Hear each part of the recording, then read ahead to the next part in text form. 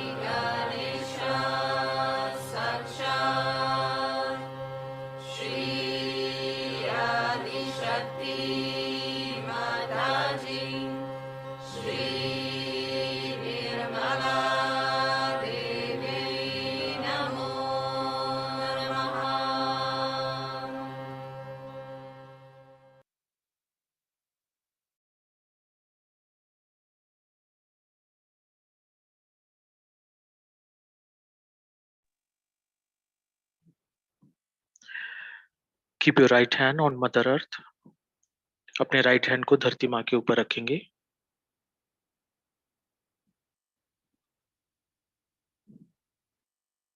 शुमाता ji, please clean our left channel through the earth element. Shumata ji, हमारे left channel को धरती तत्व द्वारा पूर्णतः स्वच्छ कर दीजिए।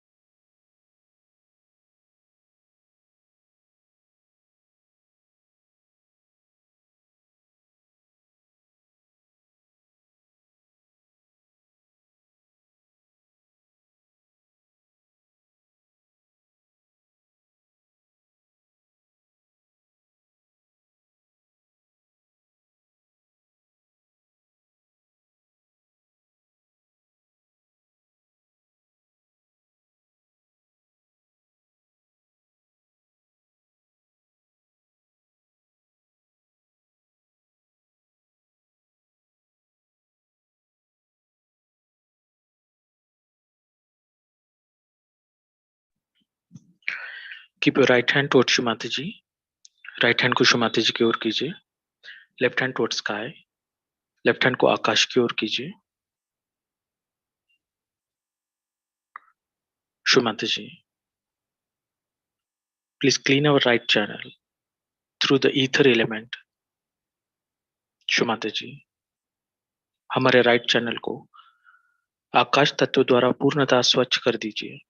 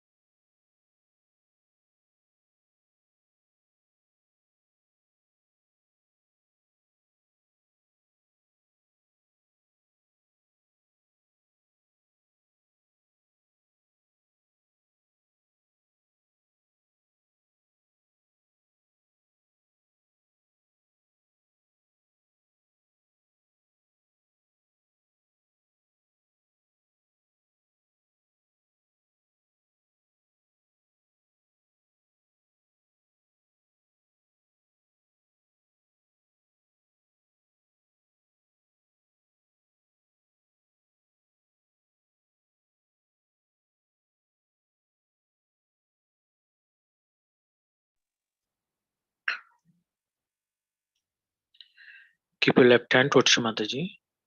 लेफ्ट हैंड को माता जी की ओर करेंगे।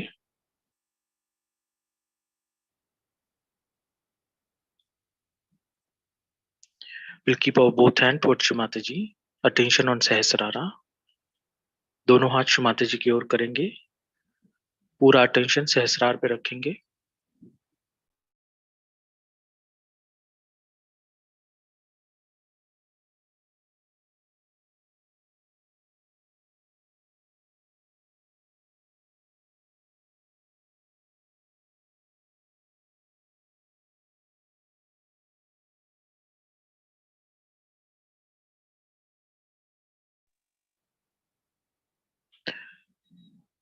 शो माता जी, by your grace, give us thoughtless state of meditation। Show माता जी, आपकी कृपा से हमें ध्यान की निर्विचार स्थिति प्रदान कीजिए।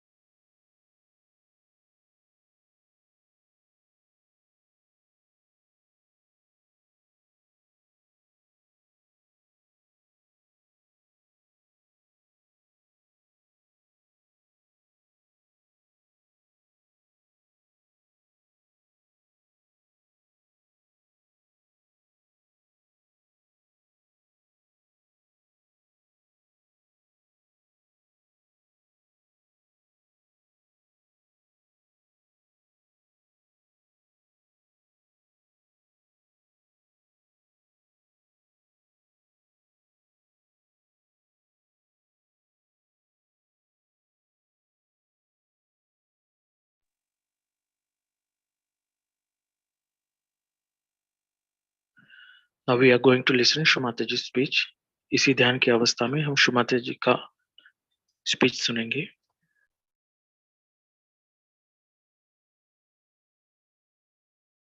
Please sit very comfortably. That's very important. There should be no strain on a particular part of the body. For example, when you are sitting, sometimes your feet might feel little bit numb down. You can change the posture. You need not carry on with any extreme effort or any discomfort to yourself. That's the first thing you must remember. Moreover, some of the people go into tense postures also by stretching their hands too straight, or sometimes going very straight or pushing their head behind. Sometimes they bend their heads also a bit too much. Sit very comfortably with both the hands on your lap in a very comfortable way. There should be nothing extreme to be done from outside. We have to understand the principle of this living process. Then you will know that why I say no use doing any such extreme thing to achieve your goal.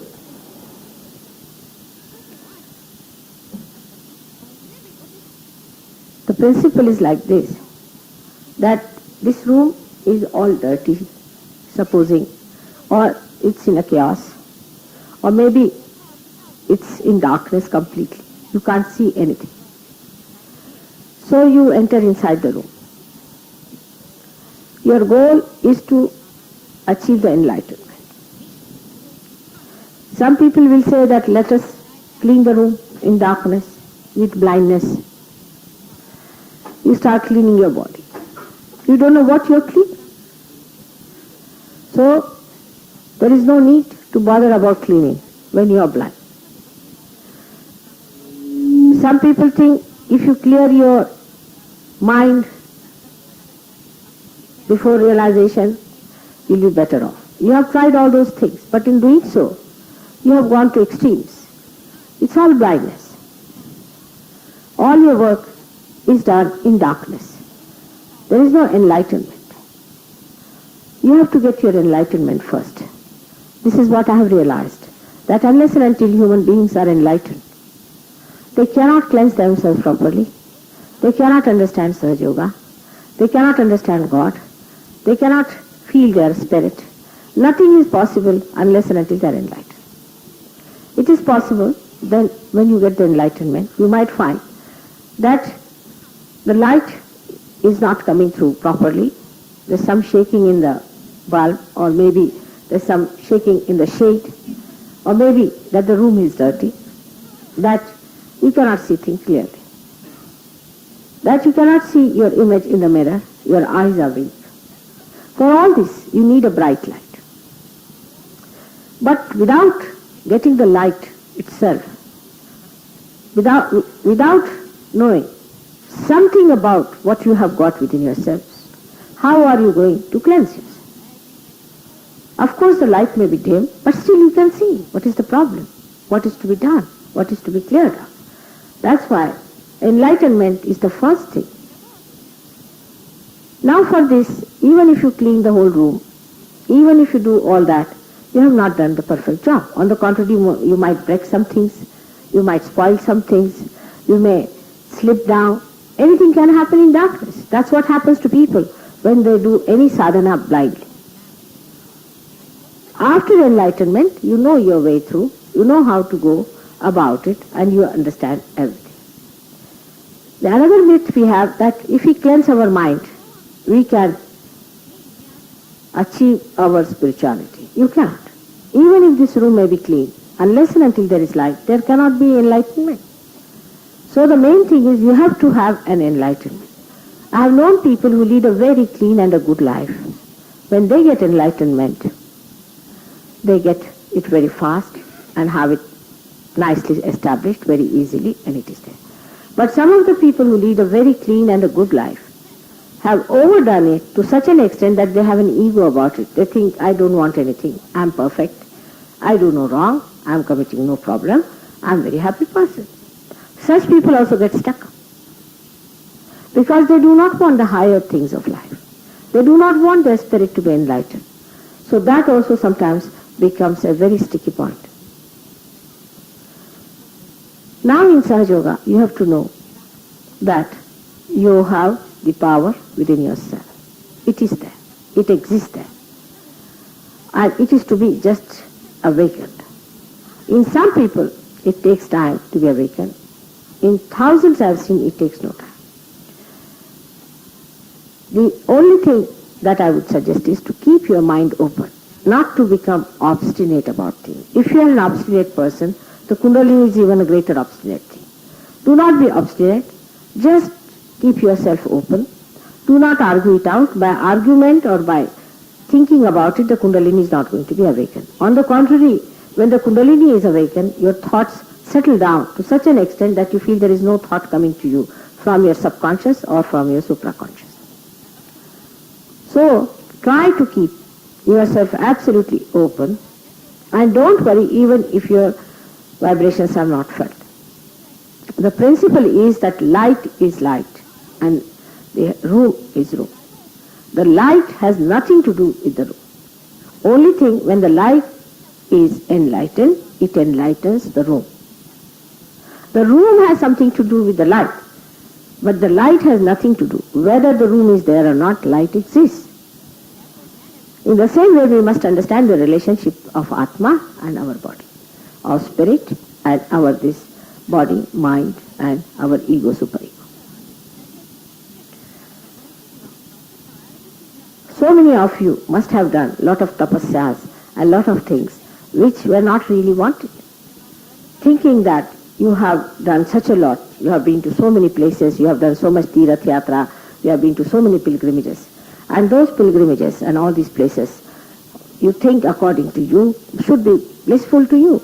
But actually, while going there, you did not know how to get the bliss from those temples and those places which are holy actually in nature, but are surrounded by people who are extremely negative.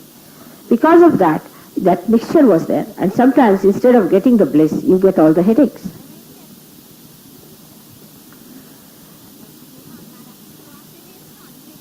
Today, we are going to discuss the void. What we call void in Sahaja Yoga is different from the way people talk of void. Void is the complete visceral cavity, which is called in Sahaja Yoga language as Bhavasagara. Many times you must have heard people singing songs, poets singing songs saying, Bhavasagara se para utaro. What is this Bhavasagara? This is the symbol, or this is the reflection of the whole entire universe that is created. This all universe is created by Brahmadeva. He is the one who is the creator, who is the Rachayita of this world, who created this beautiful universe. In that, specially, he created the Mother Earth. He has placed the moon and the sun on both the sides of this Mother Earth, and the representative of the Mother Earth within us is the Kundalini, the Mooladhara.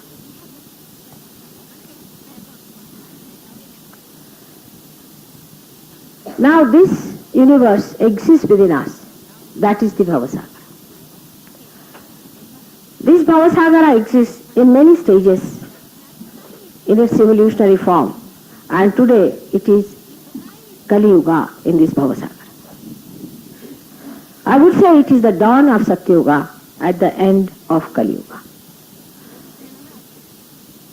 In this Bhavasagara is placed in the center is the center of Nabhi Chakra, and around it moves the center of Swadhisthana.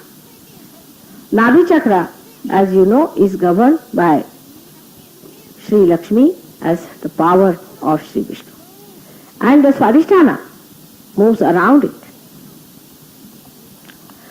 which delimits our own personality and which creates all these different stars within us, or the planets within us. In these spaces, void, are born the incarnations of the primordial master, who is called as the Tatraya. The Tatraya is the innocence of Shiva, of vibrations of Brahmadeva and of Sri Vishnu. Brahma, Vishnu, Mahesh. The essence of these, the innocence of these is embodied in the form of the Tatraya, who is the primordial master. So these masters who are born on this earth are innocence at its best, all integrated together. These masters have incarnated on this earth mainly 10 times, but there have been many other incarnations also, there have been repetitions just to correct themselves.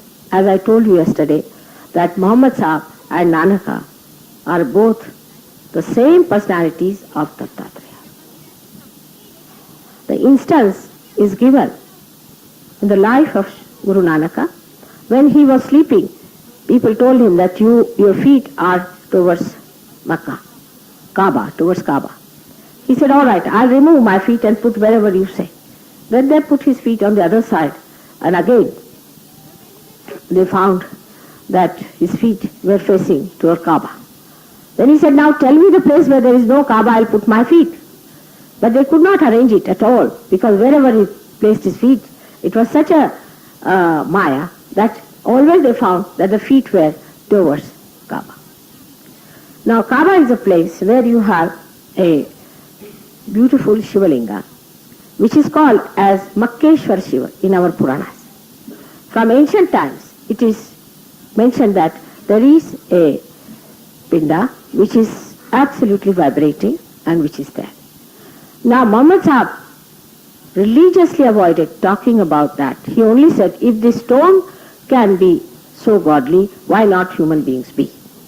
But he did not explain much. As it is, whatever he tried to explain, the people were so insensitive and so cruel that they tried to kill him many a times. They gave him poison. Ultimately he died in a very, very bad state. They tortured his life. They were nomadic people. They used to live in tribes, very tribal by nature, and he tried his level best to propagate that there is God and God is above all and I am the messenger of God, but they would not listen to him. Then came, Nanaka, who preached that there should be no enmity between Hindus and Muslims. He preached that because he saw the Muslims behaving in such a manner, they were such fanatics, and they had become so funny that he could not understand how is it, these are the people whom I have made Muslims and what are they doing here? Actually Musalman means the person who is realized, and Pir means a person whose realization is established. So much so that he said those who have become Musalman should be buried and not be burnt, because he thought they are all realized souls. But realization finished off with his son-in-law and his daughter. After that he had two sons who were great souls, who are really the reincarnation of Lava and Kush. Now perhaps we do not know what happened to Lava and Kush when they were born. Lava and Kush, when their mother disappeared in the Mother Earth, and the father, they were little annoyed with them, went in the north. One went to Caucasus, another went to China. Lava went to Caucasus, and from there he became a very powerful king in Russia. Russians always use Sanskrit language. We do not know that how much Sanskrit they use. For example, they will say Kharosho means Haroshivai. They pravada itself the word pravada. Vada is to say. Pra means enlighten. You see their language is full of Sanskrit words. Practically it is absolutely based on Sanskrit. And you say Slav people, Slav, Slav, Slav. Love ruled there for years together, and about 400 years back his very distant descendants flew away from there, went to Iran, where there's a goddess Hindolika's temple is there, which is all described in the Puranas, where they used to worship goddess Hindolika. From there they came down and spread all over. It's a big story. Then Kush went to China. That's how you have Kushan in China. And Chinese language is very much near Sanskrit and quite close to Marathi language. It's most surprising. If you hear them talking, for example, they say Mao Tse-tung. Tse is only in Marathi language they use this word Tse. We never say in Hindi Tse, or in any other language you won't find it, but only in Chinese and in Marathi language they have this word Tse. It's very interesting to see how the spirituality spread into these countries and then how it died out. All these things happened, but then they were born again and again. They were born as Mahavira and Buddha. They are the same. They were born as Markandeya. They were born as Kabira, as Adi Shankaracharya. It was Buddha who was born as Adi Shankaracharya, just to correct himself. Buddha was shocked the way people were going towards Nirakara, that he had to be born as Shankaracharya to tell people, oh God, what are you doing? It was only Buddha who came to correct himself as Shankaracharya. It is so surprising that people are fighting. Buddhists and Hindus are great enemies of each other. But they do not know that the person who really re-established Hinduism was the same who established Buddhism. So imagine the same personality coming again and again on this earth, tries to correct his disciples, again finds that there are two groups he has created. It's a big problem. Now Mahavira also was one of them who was born again and again, and he was Markandeya and he was Kabira. The way Kabira lashes people, you can see that he's tremendous. He's like Bhairava. And the power of Bhairava, Kabira has used in his language. But for Hindi poets, it is Sadukkadi, and they have made fun of it. The best thing of a person who doesn't want to face reality is to make fun of everyone. That is the best way. They said, what does he talk? Ida, Pingla, Sushumna, who is he? What does he think of himself? But he was appreciated very much by the saints, and especially by Guru Nanaka, who included all his poetry in his Granth Sahib. He has included so many of these poetry from all the realized souls from Maharashtra also. But I wonder how many Sikhs know that this was for getting realization. He thought that if you write any book, you see, they tried to correct everything just to make people understand that you have to get to it. First, they thought that if you write Gita, they go on remembering Gita by heart. Then they thought it is better that you write something from the realized souls only together, so that it's a powerful grantha by which people, when they read it, they get vibrations and they'll stick to it. But it is not so. Even there, people are just reading it. I don't know how, gradually, as we were evolving, we were losing our sensitivity. At least at the time of Rama, people knew he was an incarnation. At the time of Krishna, they knew he was an incarnation. Many people knew. Of course, Rakshasa knew also that they were incarnations. Rakshasas even today know who is the incarnation. They are very sure of it, and they are just frightened of it. But in those days, even common people knew who is an incarnation. Now the sensitivity among human beings started getting reduced and reduced as they got involved into fanaticism. All kinds of tantrism that developed in this country of ours. In other countries also, tremendous movement was there to create fanatics. And these fanatics are diseased people. They are diseased. They are actually the people who are possessed, absolutely possessed. They are not normal people. When they talk, you are surprised. How can they talk like that when they do not know anything about it? But thank God, today, fanaticism has reached such a stage that the younger people are understanding the nonsense of it. It's a very good chance for Sahaja Yoga to come up. In Sahaja Yoga, the beauty is this, that you cannot now form a cult. As soon as you try to do such a thing, you lose your vibrations. You try any such tricks, you try to be fanatic, you will be losing all your vibrations. Aisa karaisa nahi. Any tricks you try with Sahaja Yoga, first thing you will lose your vibrations, you won't like it. You won't be happy with it. You would like to keep your vibrations going smoothly and nicely, so that you feel absolutely happy about it and joyous. But anybody who tries any tricks with Sahaja Yoga, you get into problems. Now these gurus came on this earth to remove fanaticism. The last of them came as Shirdi Sainath. He was the one who has said very clearly, in Marathi he has said it, that to speak ill of any other religion is sin.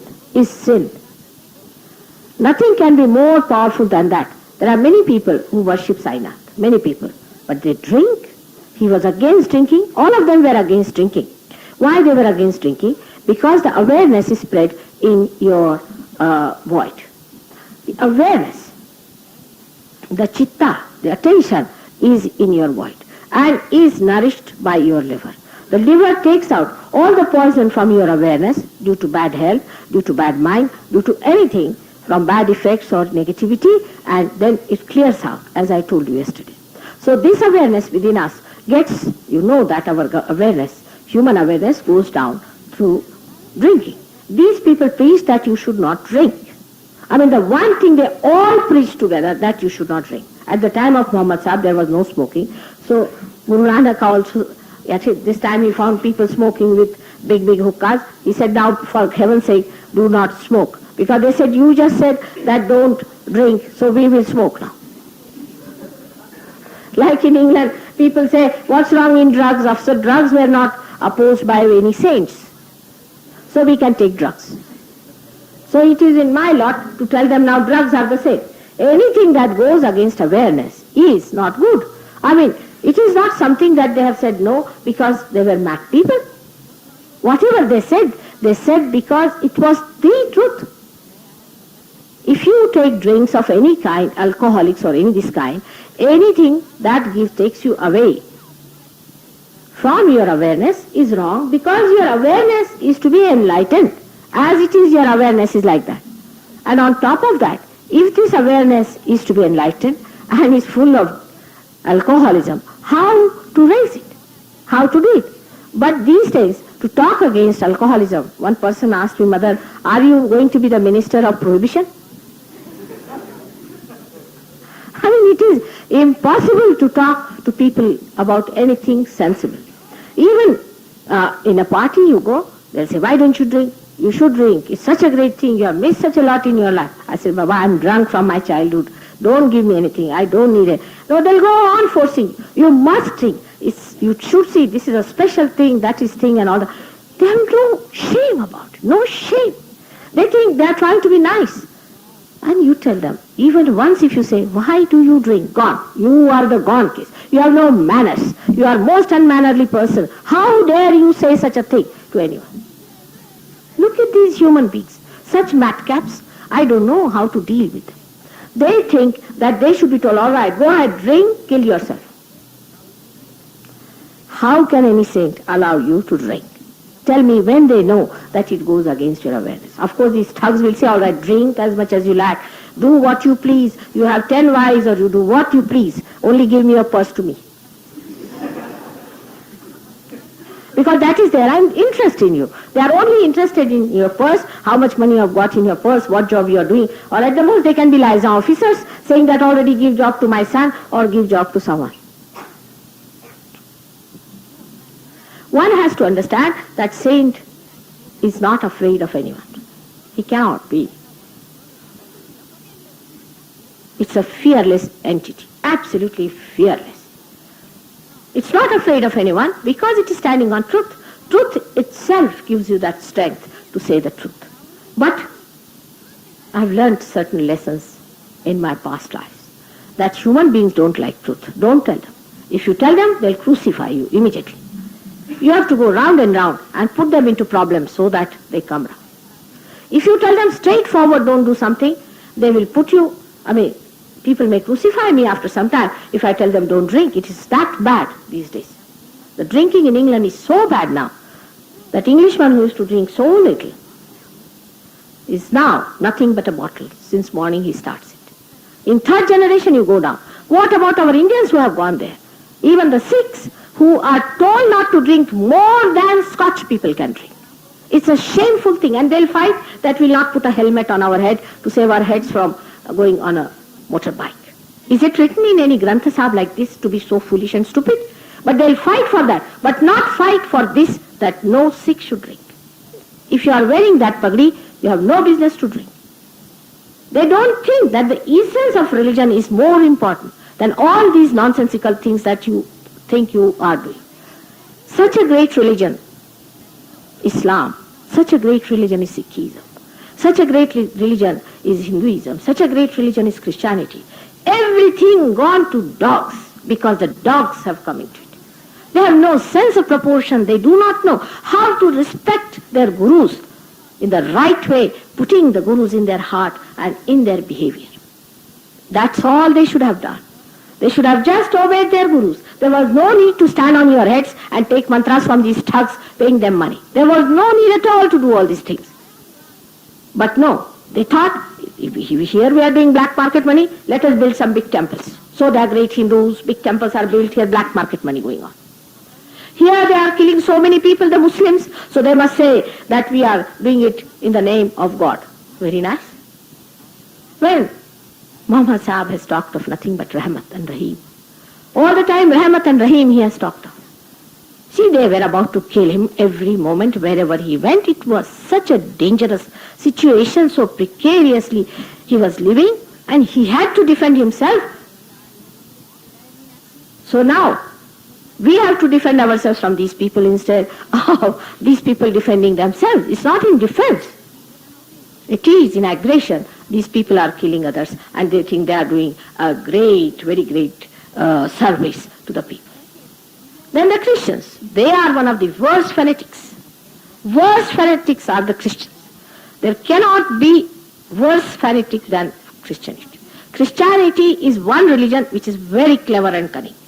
Nobody can beat them hollow. For example, they will do all missionary work. You'll say, what nice people. Doing missionary work. They are looking after our poor people here. Very nice people, very great, generous people. And they'll be converting people. What are you converting them for? Have you got power of realization? Have you got power to call yourself Christians? Are you baptized in the real sense? That is how the Christians have been behaving throughout. They have put up such a big show. This is not God's work, to get some people from the street who are dying, put them in the room and look after them. Is this the work of God? This is the work of human beings. Work of God is just to raise the poor. That is the work of God. Not the work of God is to have hospitals and schools and things. This is not the work of God. This is your job. This is your doing. But they are taking the name of God to earn money. In the name of God, give me money. Such beggars, I tell you, of the first waters. Begging a man who believes in God will never do. Why to beg? Why to ask for money? On the street they will stand. Nowadays our Hare Rama Hare Krishna is in Oxford Street, and beg money in the name of God. Can there be greater sinners than these who beg in the name of God and get money from others and live on other people's money all the time like parasites? This is they have done out of religion or ritualism. Go to the temple. There's a priest standing there, he gives you ghanta, he makes something, puts something on your head, God knows he spoils the Laga Chakra, what he does. And you think, oh, I've been to this temple, I've been to that temple, I've been to this Tirath, and that Tirath, and that Tirath. And I've been a very religious man. I tell you, these extreme ideas about God has really blinded us completely from reality. If you want the reality, you must know that God is to be found within your heart. And not in those places. Once you have found it in your heart, then you will know where is the real God, in which temple, and how to approach. Now, if I ask you, in Delhi, how many temples are really Jagrut, except for Sahaja? Nobody can. You see a stone? Namaste. Another stone might have been brought from some bathroom. Namaste. Is that a real Jagrut one? It is said in the Bible that whatever is produced, created by Mother Earth and by the sky, should not be reproduced. Now what is that created? What is that created by Mother Earth? We Indians know. These are the Jagrut deities, which are created by Mother Earth. These are the Jagrut deities. And that is to be worshipped. And not to get a Ganapati somewhere for 2 rupees. My forefathers have given me, so I am carrying on. I must do their puja. Maybe the forefathers are sitting on that. You won't believe there's a gentleman in Bombay who came to me. His name is Mr. Shah. He said, Mother, lots of things are happening. I don't know how. I said, what happened? In my house, I am getting some old deities from somewhere just coming into my house from somewhere. I don't know from where it comes. Sometimes I keep my windows open in the night and I find in the morning there's a deity of silver. Sometimes diamonds are there in the nose of the Lakshmi. And I'm surprised how am I getting it. And the man is not so rich to have all these things. He showed me, he said, now what to do? I told him, throw them all of them in the sea. That's what they deserve. He said, where have they come? These are the people who are very seriously worshipping those deities without understanding that these deities have got vibrations or not, whether they are Jagrut or not, they are all right or not. Even of plastic they'll make. They'll make of aluminium. I don't know now what they are going to use next to make a deity. And they'll be carrying it on, have no value, have no understanding, have no respect. So the people who own those, they must be bringing it, the old people, and putting in your house. We better put them in the sea. Otherwise they will not have their mukti. And this fellow is having a giddiness. He is always having a chakkar with these things. He said, what's happening to me? His child is getting into problems. His wife has run away from the house. All kinds of problems coming up. Lost all his money. Every sort of problem coming up, and this date is coming in. He said, should I sell them and get some money out of it? I said, please do not do it. To whomsoever you will sell, you will sell all Ashubha.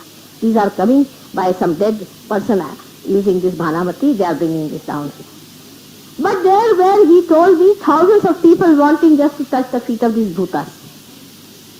They thought such a bhoot cannot bring these deities. And that must be God who is coming in the form. It's in the thing was written also, made in near Mumbai Devi and this and that. You mean God is sitting there and making those statues?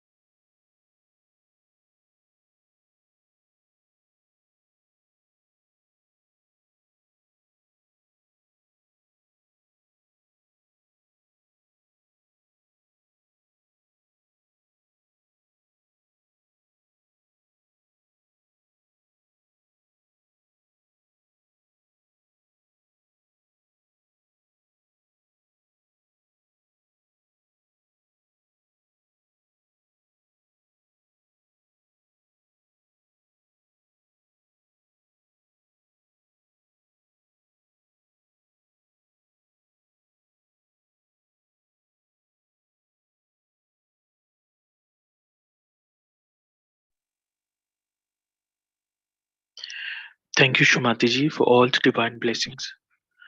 Shumati जी, आज के ध्यान में हम सभी को चैतन्य से आशीर्वादित करने के लिए आपके चरणों पे कोटि कोटि प्रणाम, कोटि कोटि प्रणाम.